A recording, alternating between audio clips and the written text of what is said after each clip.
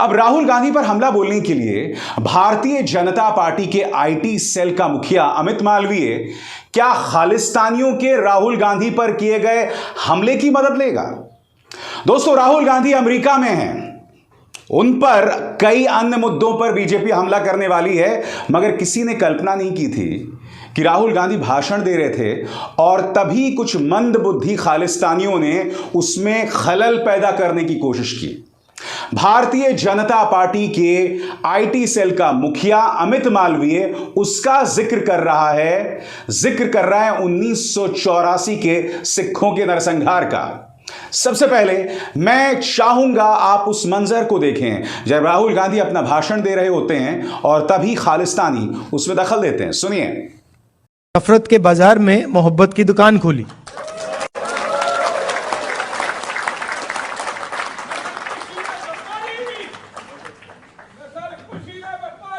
Welcome welcome.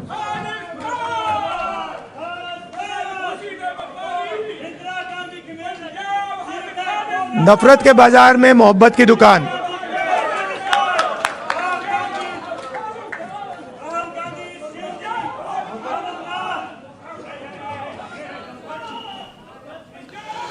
मुझे लगता है कि ऐसे वक्त पे राहुल गांधी इससे बेहतरीन जवाब नहीं दे सकते थे और उनका मकसद भी यही है कि नफरत के इस माहौल में मोहब्बत की दुकान। मगर बड़ा प्रश्न ये कि राहुल गांधी पर हमला तुम बोल सकते थे, क्या यही एक वजह मिली थी अमित मालवीय?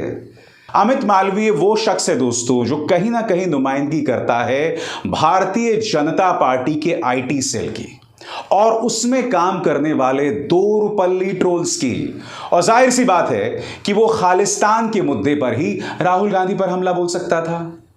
नमस्कार दोस्तों, राहुल गांधी अमेरिका पहुंच गए हैं और उनके एक बयान से गोदी मीडिया और भारतीय जनता पार्टी में जबरदस्त खलबली मचने वाली है। न सिर्फ खलबली मचने वाली है बल्कि आज शाम तक मैं दावा करता हूं गोदी मीडिया और भारतीय जनता पार्टी ये तक कहने वाली है कि राहुल गांधी ने देश को बदनाम कर दिया। दरअसल मैं आपको बतलाना चाहता हूं दोस्तों, राहुल गांधी जो हैं वो अमेरिका पहुंचे और सैन फ्रांसिस्को में उन्होंने एक बैठक को संबोधित किया। मगर यहां पर आप देख सकते हैं राहुल गांधी जो हैं अब उनके पास डिप्लोमेटिक पासपोर्ट नहीं है, इसलिए इमिग्रेशन की जो पंक्ति है साधारण लोगों के साथ यहां पर राहुल गांधी खड़े हुए हैं। और जब वो अमेरिका पहुंचते हैं तो उनका स्वागत होता है, बाकायदा स्वागत होता है। और कांग्रेस के जो वहां प्रचार तंत्र हैं, जो वहां दोस्त हैं, वो राहुल गांधी का स्वागत करते हैं। मगर खबर जो बन रही है कि राहुल गांधी ने वहां कहा क्या। राहुल गांधी ने एनआरआईज को संबोधित करते हुए यह कहा कि आज का भारत, गौर कीजिए उन्होंने क्या कहा, आज का भारत जो है वो दलितों, पिछड़े वर्गों, वंचितों और अल्पसंख्यकों के लिए सुरक्षित नहीं है। सुनिए राहुल गांधी ने क्या कहा, क्योंकि उनके इसी बयान पर बवाल मचने वाला है और मैं दावे के साथ कह सकता हूं गोदी मीडिया और भारतीय जनता पार्टी का साझा टूल किट शुरू होने ही वाला है। सुनिए क्या कहा उन्होंने। We are committed as the Congress party to make India a fair place, and we understand deeply that India today, in terms of its treatment of Dalits, tribals, poor people, minorities, is not a fair place, right? And there's many things that can be done. आज मैं आपसे एक सवाल पूछना चाहता हूं। कल जैसे कि आप जानते हैं हमारे जो पहलवान बेटियां हैं वो गंगा पहुंच गई थी अपने मेडल बहाने, उन्हें रोक लिया गया। मगर आप लोगों में से कई लोगों को नहीं पता, शाम को दुनिया भर में जितने भी कुश्ती संघ हैं उनके ऊपर जो एक वर्ल्ड रेसलिंग फेडरेशन है उन्होंने यह बयान जारी किया है। और यह बयान मोदी सरकार ही नहीं भारत सरकार के लिए भी शर्म की बात है। इस बयान में आप जानते हैं क्या क्या कहा गया। इस बयान में पहली बात यह कही है कि जो जांच होनी चाहिए बृजभूषण शरण सिंह पर जो आरोप लगे हैं वो जांच सही दिशा में नहीं जा रही है। दूसरी बात, 28 मई को जो ज्यादती खिलाड़ियों के साथ की गई वो गलत थी। उनसे प्रदर्शन करने का जो अधिकार है वो छीन लिया गया, वो गलत है।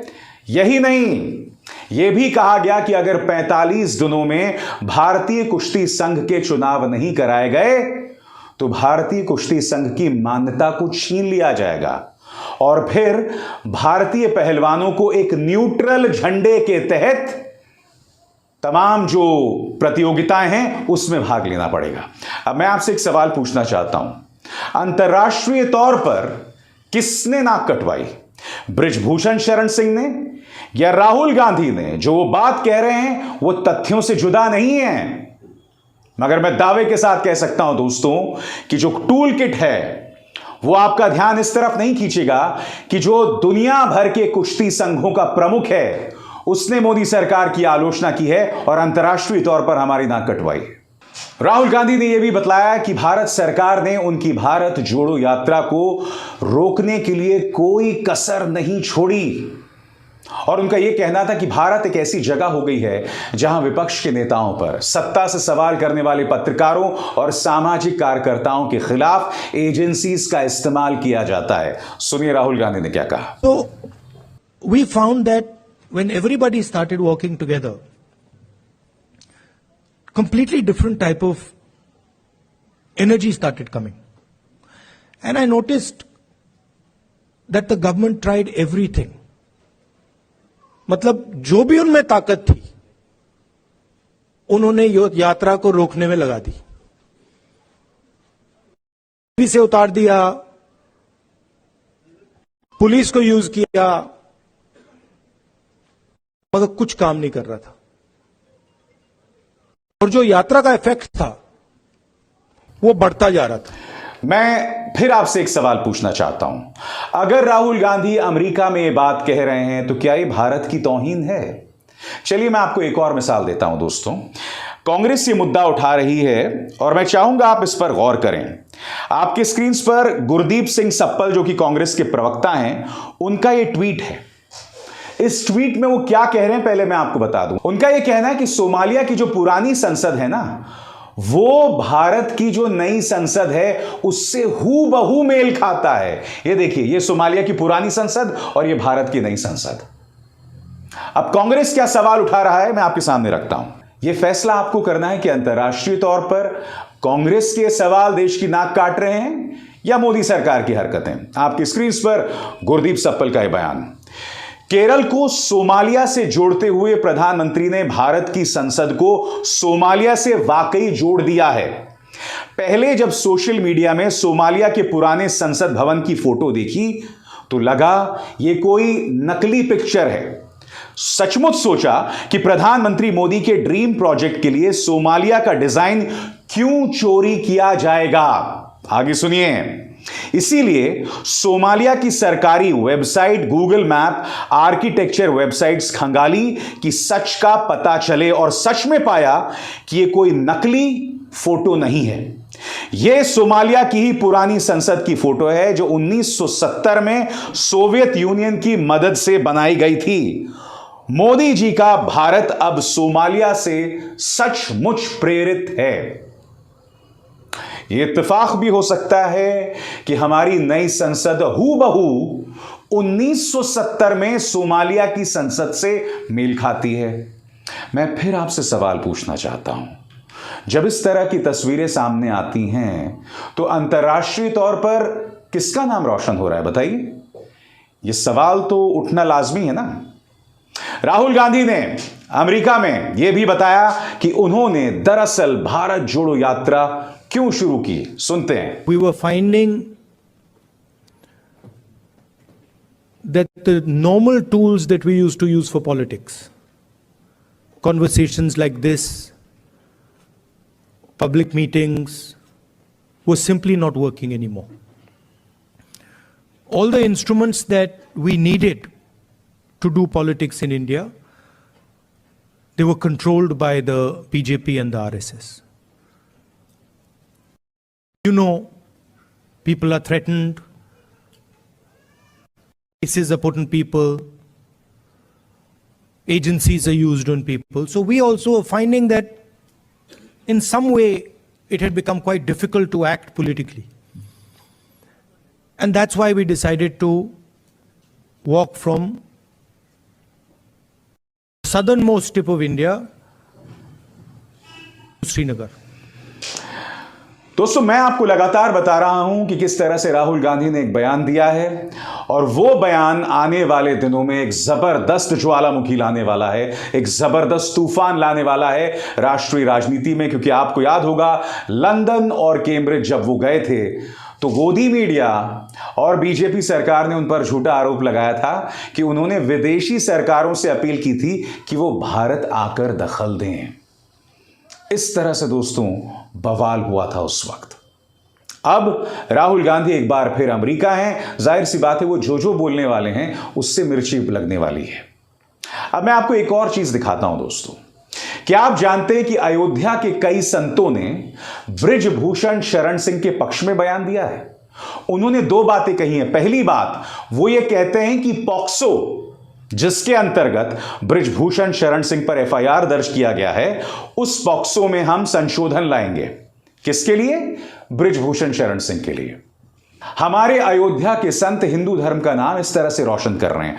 और बात यहां नहीं रुकती, उन्होंने एक और बात कही है। उन्होंने कहा है कि जिस तरह से जिस दिन नई संसद का उद्घाटन हो रहा था, उसी दिन महिला पहलवान प्रदर्शन कर रहे थे, उन्होंने देश की नाक काटने का काम किया है।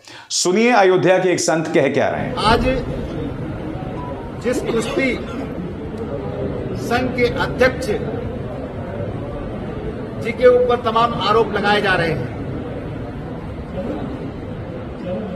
वो हम मतलब अपनी ये निजी राय है कि ये आरोप केवल लगा देने से व्यक्ति दोषी नहीं हो जाता है। आज दिल्ली में क्या हो रहा है, उस धरने का निजीकरण, राजनीतिकरण हो रहा है। और दूसरी बात यह है कि हमारे देश का गौरव, हमारे देश की शान, संसद का कल लोकार्पण हो रहा है। आप क्या संदेश देना चाहते हो? मैं फिर आपसे सवाल पूछना चाहता हूं, आखिर क्या वजह है कि इतनी आसानी से देश की नाक कट जाती है? जब world wrestling federation Brijbhushan Sharan Singh पर सवाल उठाता है या मोदी सरकार की हरकतों पर सवाल उठाता है, उससे नाक नहीं कटती है। नाक किससे कटती है? अगर नई संसद के उद्घाटन वाले दिन महिला पहलवान प्रदर्शन करें। नाक कब कटती है? जब वो गंगा में अपने मेडल बहाने जाएं, तब नाक कटती है। नाक कब कटती है? जब राहुल अंतर्राष्ट्रीय जमीन पर जाकर देश की समस्याओं की बात करें। यह बात अलग है कि प्रधानमंत्री नरेंद्र मोदी प्रधानमंत्री रहते हुए जब ये बात भारत के बारे में कहते हैं तो किसी को तकलीफ नहीं होती है। मुलाहिजा फरमाइए। एक समय था जब लोग, यार पता नहीं पिछले जन्म में क्या पाप किया था, हिंदुस्तान में पैदा हुए, ये कोई देश है, ये कोई सरकार है, ये कोई लोग है, चलो छोड़ो चले जाए कहीं और लोग निकल पड़ते थे। तब नाक नहीं कटती है। तब कोई नाक कटने की बात नहीं करता, ना गोदी मीडिया, ना अयोध्या के संत, ना प्रचार तंत्र। मगर जब विपक्ष का एक नेता संविधान के अंतर्गत अपने अधिकारों का इस्तेमाल करते हुए, अभिव्यक्ति की आजादी का इस्तेमाल करते हुए अपनी बात कहता है, इससे देश की नाक कटती है। जब हमारे महिला पहलवान प्रदर्शन करते हैं, हक की मांग करते हैं, इससे उनकी नाक कटती है। अयोध्या के संत जो ये कहते हैं कि हम पॉक्सो को ही हटा देंगे या पॉक्सो में संशोधन लाएंगे, उससे नाक नहीं कटती है। गौर कीजिएगा दोस्तों, ये नाक इतनी कमजोर आखिर कब से होने लग गई? अभिसार शर्मा को दीजिए इजाजत। नमस्कार।